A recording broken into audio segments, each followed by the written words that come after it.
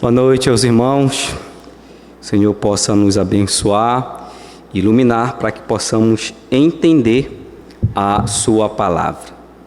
Irmãos, um pintor trabalhava de modo meticuloso em um detalhe no ponto mais alto do teto, que ninguém poderia ver lá de baixo. Alguém lhe perguntou: por que tanto trabalho?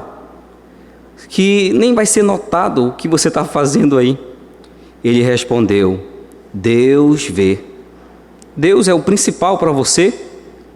Na prática, isso é demonstrado quando Ele toma as decisões, pois colocamos nossos problemas diante dEle e esperamos uma resposta. E quando escolhemos Deus e não o mundo. Eu mesmo, o sucesso fácil, os amigos, os bens, a profissão e etc. Se a nossa vida não está centrada em Deus, não faz sentido fazer essas coisas. Mas se Deus está em primeiro lugar, tudo ficará bem. Um dos grandes problemas dos nossos dias é exatamente isso: a falta de zelo pelo Senhor nosso Deus. Ter zelo significa, primeiramente, respeitar a santidade de Deus. Depois, cuidar de viver e servi-lo, respeitando essa sua condição. Nesse sentido, ter zelo por Deus nos leva a um temor na forma como vivemos e na forma como fazemos a sua obra, não colocando ninguém acima dele, porque ele deve ser tudo para cada um de nós. Nesse sentido, irmão, vamos abrir nossas Bíblias para Neemias, que estamos estudando, e vamos abrir para o capítulo 13. Nesta noite vamos ler do versículo 4 ao 9. Neemias, capítulo 13, dos versículos 4 ao 9.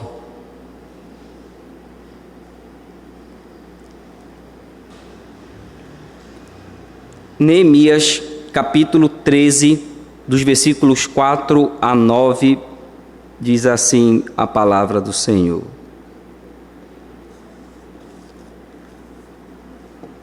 Ora, antes disto, Eliasibe, sacerdote, encarregado da câmara da casa do nosso Deus, se tinha aparentado com Tobias, e fizera para este uma câmara grande, onde dantes se depositava as ofertas de manjares, o incenso, os utensílios e os dízimos dos cereais, do vinho e do azeite, que se ordenara para os levitas, cantores, porteiros, como também contribuições para os sacerdotes. Mas quando isso aconteceu, não estive em Jerusalém, porque no 32º ano de Artaxerxes, rei da Babilônia, eu fora ter com ele, mas ao cabo de certo tempo pedi licença ao rei e voltei para Jerusalém. Então soube do mal que Eliasibe fizera para beneficiar a Tobias, fazendo-lhe uma câmara nos pátios da casa de Deus. Isso muito me indignou, a tal ponto que atirei todos os móveis da casa de Tobias fora da câmara. Então ordenei que se purificassem as câmaras e tornei a trazer para ali os utensílios da casa de Deus, com as ofertas de manjares e o incenso. Senhor Deus, o Pai, obrigado.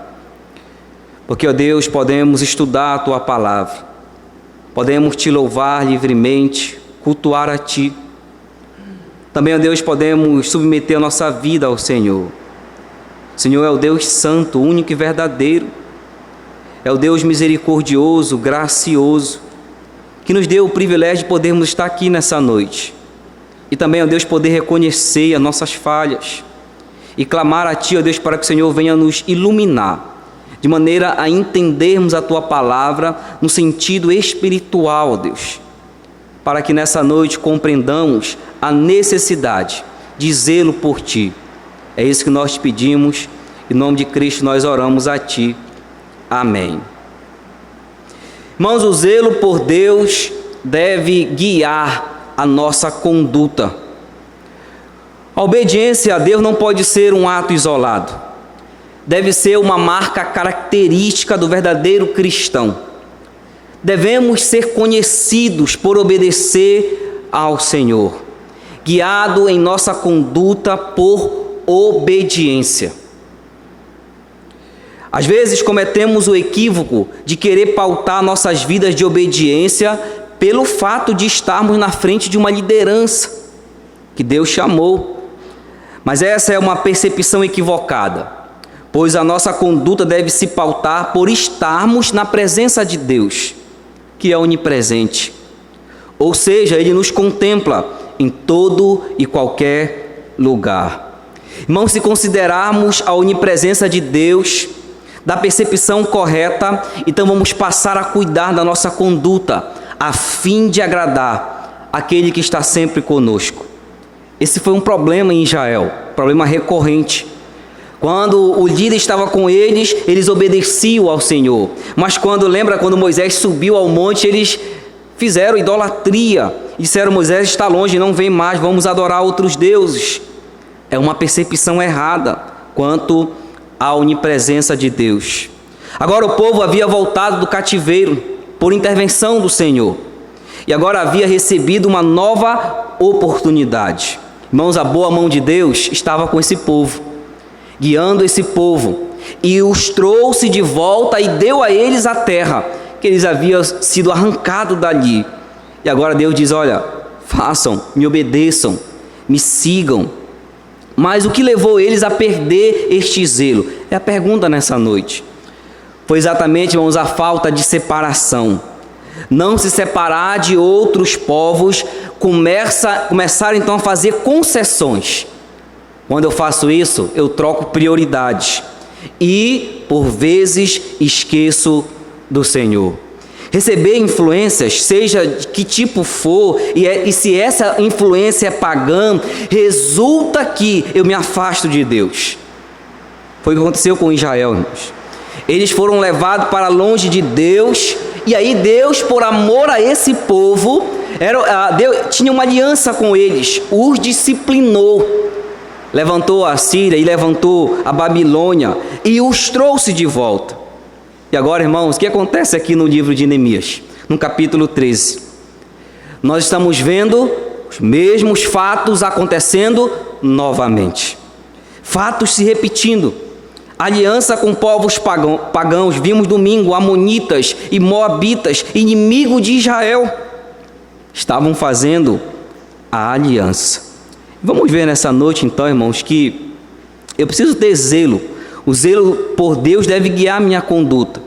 E aí, olha o primeiro aspecto que ele fala aí, que quando que a falta do zelo é revelado na minha conduta de vida? Quando que se apresenta em mim a falta de zelo? Primeiro, por causa de alianças erradas. Olha comigo o versículo 4. Neemias 13, versículo 4. Ora, antes disso, Eliasibe, sacerdote, encarregado da câmara, da casa do nosso Deus, se tinha aparentado com Tobias. Mas um dos resultados da aliança que o povo teve com outros povos que deveriam eliminar foi que perderam o zelo por Deus. Tanta influência que levou eles a esquecerem de Deus. Vamos ver coisas aqui nesse texto, irmãos. Coisas absurdas acontecendo por falta de zelo por Deus. Se misturaram com outros povos, perderam o temor a Deus, fizeram alianças erradas e essas alianças levaram eles a perder o zelo pelo Senhor. Irmãos, quando eu faço alianças, seja de que tipo for, seja na área do trabalho, seja na área do relacionamento familiar, seja na área que for, se essas alianças, eu recebo essas influências que me levam para longe de Deus, eu vou perder o zelo pelo Senhor e vou perder outras coisas, alianças erradas. Veja aqui que Eliasibe era sacerdote na casa de Deus, mas se tinha aparentado com Tobias. Quem era Tobias, irmãos? Você lembra no capítulo 1, capítulo 2, especialmente no capítulo 2, quando Neemias chega a Jerusalém, quem se apresenta e diz: olha, tu não vai levantar esse muro? Tobias. Tobias era um moabita. Um povo que Deus havia dito, vimos isso que domingo passado, que não deveria fazer parte do povo de Israel. Tobias. Mas o sacerdote tinha se aparentado, havia se unido com Tobias por meio de alianças erradas. Irmãos, Tobias havia casado com a família de Eliasibe, e o próprio filho de Tobias também havia casado com a família de Eliasibe. Fizeram uma aliança, se uniram nessa aliança e agora estão juntos. Um pagão com alguém que é sacerdote da casa de Deus. E não demorou muito, irmãos, para que Eliasibe fizesse concessões. Não demorou. Essas alianças trouxeram o inimigo de Israel para dentro de Jerusalém, por meio dessas alianças. Pessoas que se opunham fortemente, inclusive à construção do muro. E Eliasibe, irmãos, está na lista de Neemias como aquele que se dispôs a levantar os muros. E agora está aqui, aparentado com Tobias. Sabemos que no capítulo 6, versículo 17 a 19, havia uma grande influência de Tobias. Nos parece, irmãos, que Eliasibe estava por trás de algum ganho pessoal, além da aliança errada, algum posto que talvez ele almejava com Tobias, que tinha influência. Sacerdote Eliasibe, a aliança com um pagão, um moabita, um inimigo de Deus, do povo do Senhor. Nota, irmãos, que era um sacerdote, alguém lá de dentro que oferecia a Deus os sacrifícios, mas agora ajudando um inimigo, servindo no sagrado, mas trazendo um profano, por causa de uma aliança errada, uma aliança equivocada, uma aliança perniciosa, uma aliança que iria trazer grandes prejuízos para a obra do Senhor. Mas também, irmãos, a falta de zelo não somente é revelado por alianças erradas, mas quando o temor é perdido. Olha o que Eliasibe vai fazer, versículo 5. Olha comigo, versículo 5. E fizera para este uma câmara grande, onde dantes se depositavam as ofertas de manjares, o incenso, os utensílios, os dízimos dos cereais, do vinho e do azeite, que se ordenaram para os levitas, cantores e porteiros, como também contribuições para os sacerdotes. Mas o que Eliasibe fez? Ele construiu, é como se fosse um hotel, para a nossa realidade hoje, né? Um lugar que Eliasibe, quando chegasse a Jerusalém, iria ter um lugar para ficar. Mas sabe onde era esse lugar, irmãos? No lugar sagrado. Era no templo, onde estava o depósito das ofertas que eram recebidas, dada por Deus para o sustento da sua obra. Inclusive havia ali o incenso queimado diante de Deus. Foi tirado tudo isso para colocar Tobias dentro do lugar sagrado. Eliasibe, irmãos, perdeu o temor de Deus. Um lugar sagrado, ele construiu um lugar, uma casa, para que Tobias morasse dentro do templo. Você imagina a que estado estava Eliasibe, fazendo o que fez aqui, um apartamento dentro do depósito da câmara do templo, lugar sagrado, mas ele trouxe e fez habitar ali. Mas eu fico pensando, quando esse homem faz essas coisas aqui, por que ninguém chamou a atenção dele? Se havia zelo nas outras pessoas, por que ninguém puxou a orelha de Eliasibe? Eliasibe, está errado isso. Como é que tu vai trazer um moabita, Tobias, para morar aqui no templo? Ninguém falou nada. Havia os utensílios da obra do templo ali, irmãos, um incenso que era queimado diante de Deus, as ofertas de manjares, tudo estava ali, foi tirado não sei para onde, para que Tobias pudesse estar ali. Perdeu o temor a Deus.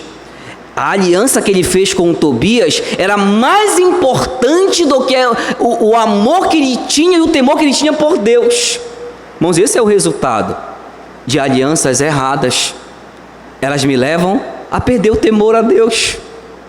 Veja a situação aqui de Eliasibe, não teve respeito por Deus.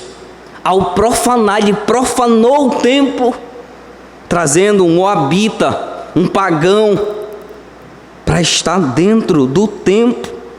Temor havia se perdido em Eliasibe.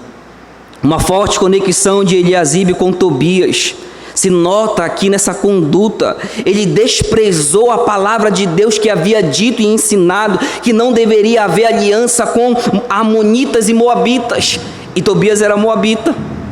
Desprezou o zelo pelo Senhor, deixou a prioridade de Deus para dar prioridade a um homem. Quando alguém perde o temor a Deus, pode esperar, ele fará coisas terríveis. Se afeiçoar ao inimigo, fazer aliança com o inimigo, construir uma casa para o inimigo na casa de Deus. A que ponto chegou um sacerdote na casa do Senhor? Mas também, irmãos, a falta de zelo foi revelado por alianças erradas, pela perda do temor, mas também por circunstâncias. Olha o versículo 6. Mas quando isso aconteceu, não estive em Jerusalém, porque no 32º ano de Artaxerxes, rei da Babilônia, eu fora ter com ele. Mas ao cabo de certo tempo pedi licença ao rei e voltei para Jerusalém. Qual é a circunstância aqui, irmãos? Não tem um líder em Jerusalém. Neemias não está ali. Como ele havia prometido ao rei Artaxerxes, que quando ele fizesse a obra da reconstrução dos muros, ele iria voltar. Ele era copeiro do rei. Irmãos, e Neemias passou cerca de 12 anos nessa reconstrução. E após isso ele volta e fica algum tempo lá na Mesopotâmia, na Pérsia, melhor dizendo. Ele fica lá. E nesse período, o que Eliasibe diz? Não tem líder aqui. Na verdade, irmãos, o que acontece com Eliasibe não é que a ausência do líder deu a ele ou impulsionou ele a fazer o que é errado, mas a ausência do líder, a circunstância, abriu a oportunidade para revelar o que estava no coração dele. Ninguém faz nada de errado pelas circunstâncias, mas as circunstâncias revelam o que está no meu coração. Foi o que aconteceu com Eliasibe. Quando Neemias não estava ali, ele prontamente mostrou o que havia no seu coração. Não tinha temor a Deus, alianças erradas, e agora ele então fez isso porque Neemias não estava ali. Ninguém falou nada. Cadê os servos do Senhor? Eu fico perguntando aqui, irmãos, cadê os outros sacerdotes? Eram vários. Cadê os levitas? Cadê os porteiros? Cadê os homens de Deus? Cadê o povo de Deus aqui para chamar a atenção de Eliasibe? Confrontar ele? Tinha ninguém, parece. Neemias teve que voltar lá de longe para chamar a atenção deste homem. Irmãos, isso me chama a atenção, porque isso é uma percepção errada do meu zelo por Deus. Será que eu tenho que ter zelo por Deus quando o líder estiver à minha frente, perto de mim? Quando ele não estiver, então eu posso fazer o que quiser? E Deus, a percepção da presença, da onipresença do Senhor. Neemias não estava em Jerusalém como havia prometido que retornaria, fez isso. Após 12 anos que havia colocado em ordem ali em Jerusalém, irmãos, Neemias foi um excelente líder. É importante destacar isso. Mas algumas coisas Neemias não poderia fazer. Por exemplo, Neemias não poderia obedecer pelos outros. Neemias não poderia ter temor pelos outros. Neemias não poderia ter zelo a Deus pelos outros. É uma relação individual. Ele era um grande líder, mas ele não podia mudar o coração das pessoas. Elas tinham que amar a Deus. Elas tinham que buscar o Senhor. E não havia isso. Deixar morar num templo o homem que Deus havia prometido. Cadê o povo de Deus? fizeram alianças erradas, haviam perdido o temor e as oportunidades, as circunstâncias revelaram um coração distante do Senhor. Meu amado irmão, ter zelo significa atenção excessiva que se demonstra por algo ou alguém. Cuidado, empenho extraordinário na execução de deveres e de obrigações religiosas. Mas essa parte aqui me chama a atenção. Ter zelo significa ter afeição ardente e viver por alguém ou por alguma coisa. Quando na minha vida há alianças erradas, essas alianças erradas me levam a perder a afeição por Deus. Essa afeição por Deus vai diminuindo por causa de alianças que me levam para longe do Senhor, ao ponto que eu passo a me afeiçoar por coisas e pessoas. Portanto, eu perco o zelo por Deus. Meu amado irmão, a quem o seu coração está afeiçoado, a quem a sua vida está apegado mais do que o Senhor, você vai perder o zelo por Deus. Se eu tenho me afeiçoado pelo mundo e as coisas que o mundo oferece, por pessoas, eu vou perder a afeição por Deus, que deve ser a minha prioridade.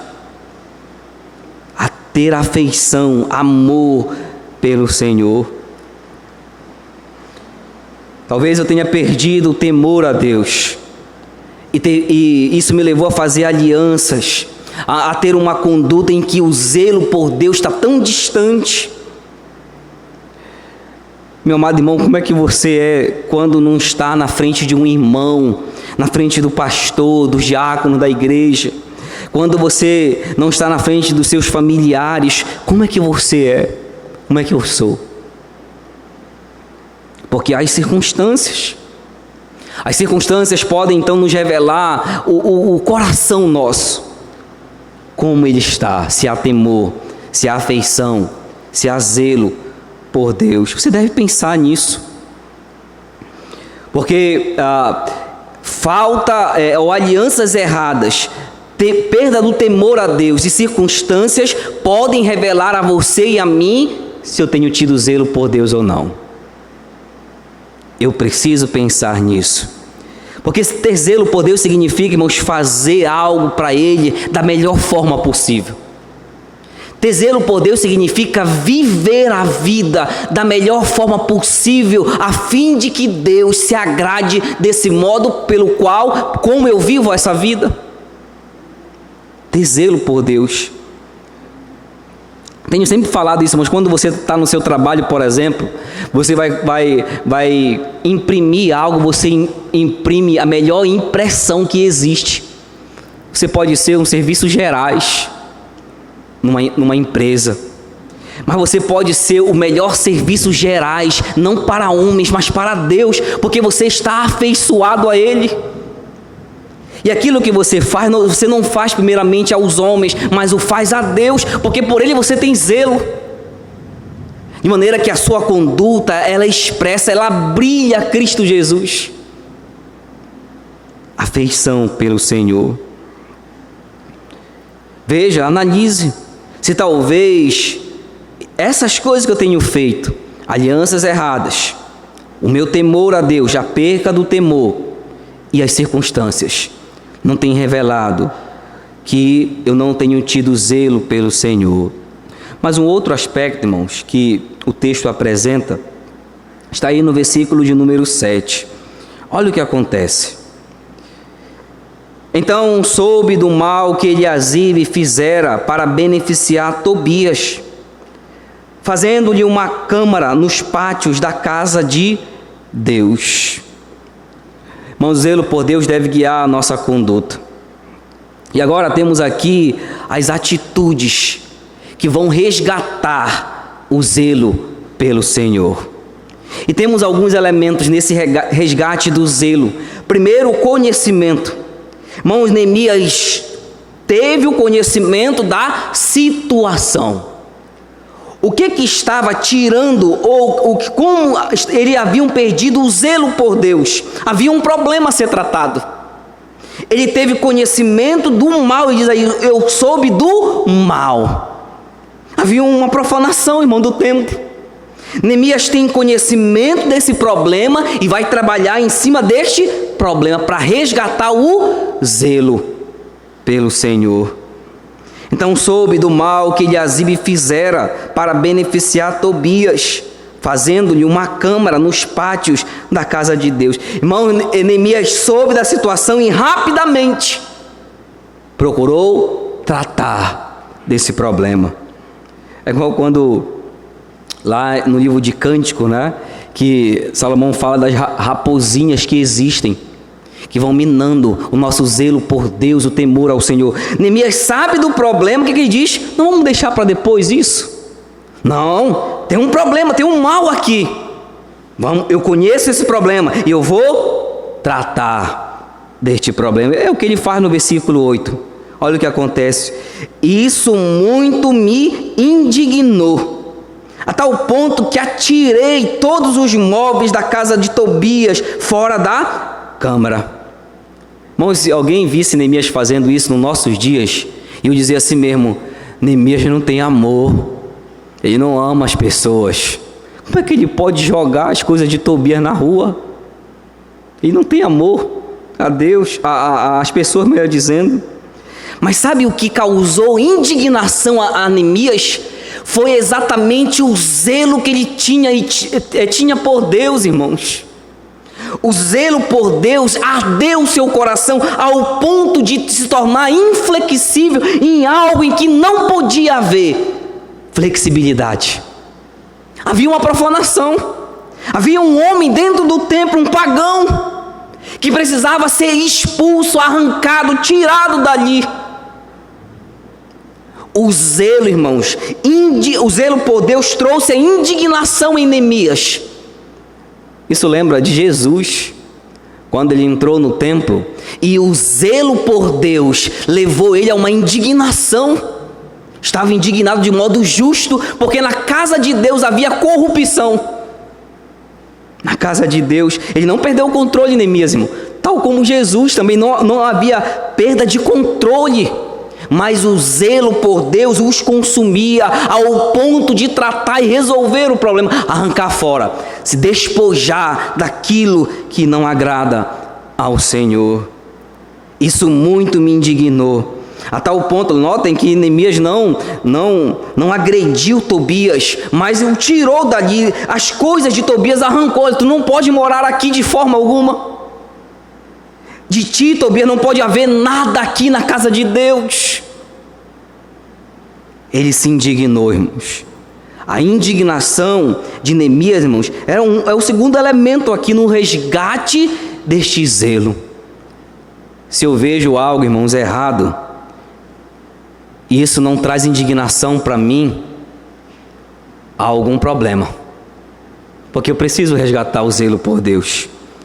Se eu vejo algo que é contrário ao Senhor, a sua essência, a sua santidade, a sua palavra, e isso não causa indignação em mim, eu estou com um problema sério espiritual.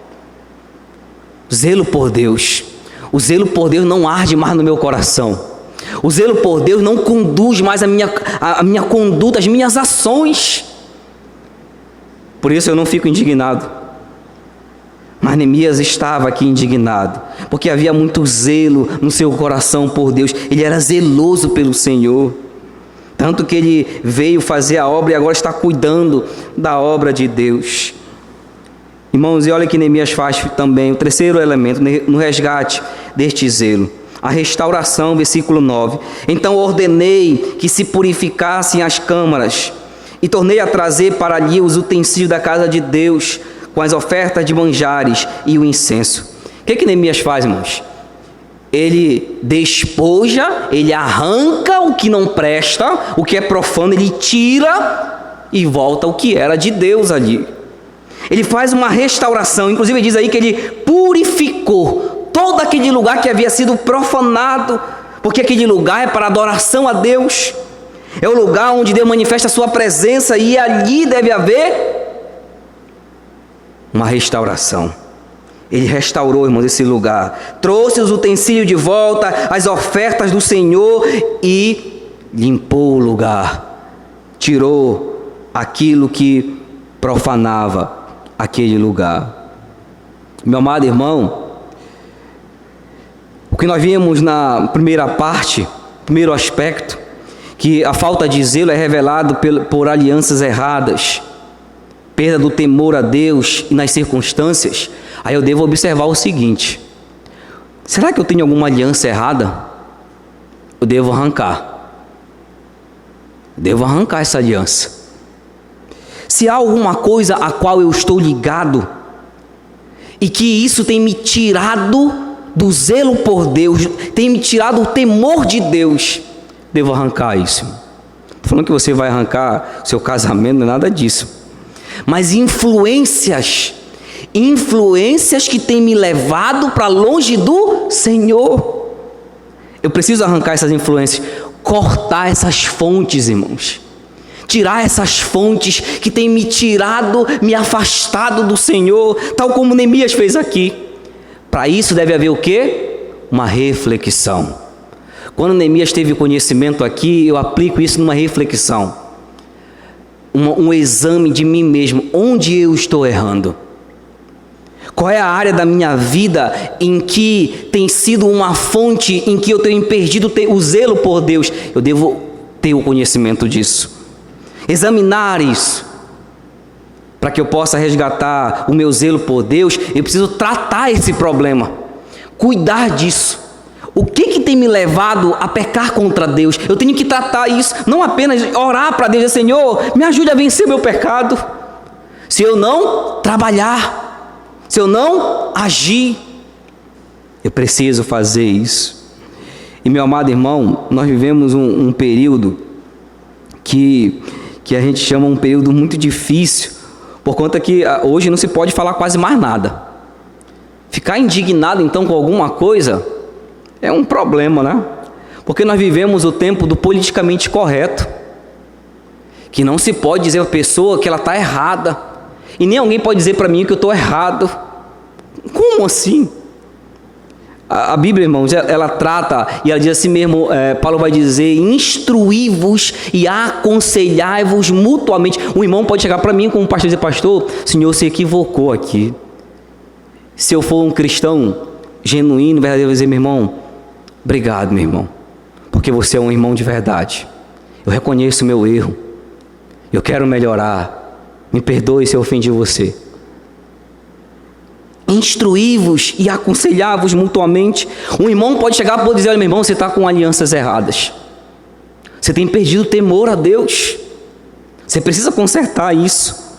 As circunstâncias têm mostrado isso, você precisa observar isso na sua vida. Porque se eu não fico indignado, irmãos, com as coisas erradas, se eu tenho me conformado a essa sociedade que está bombardeando todos os dias, ao ponto que eu aceite esse comportamento como um comportamento correto, não é, irmãos, não são comportamentos corretos. Os comportamentos, a conduta correta está nas Escrituras, não é algo socialmente construído, melhor dizendo. A Bíblia trabalha não com aquilo que é relativo, mas com princípios absolutos.